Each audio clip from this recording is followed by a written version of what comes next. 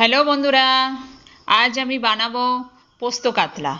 মাছটাকে ভালো করে ধুয়ে নুন হলুদ মাখিয়ে নিলাম, পেঁয়াজটা পেস্ট করে নিলাম, পোস্ত সরিষা পেস্ট করে নিলাম। কড়াইয়ে তেল দিয়ে মাছটাকে ভালো করে ভাজতে হবে। এই রেসিপির জন্য মাছ খুব কড়া করে ভাজতে হবে। তারপর পেঁয়াজ বাটা দিয়ে ভালো করে ভেজে নিয়ে নিলাম যাতে কাঁচা গন্ধ চলে যায়।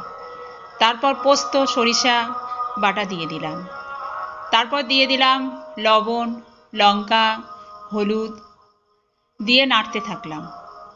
কিছুক্ষণ নাড়ার পরে জল দিয়ে দিলাম।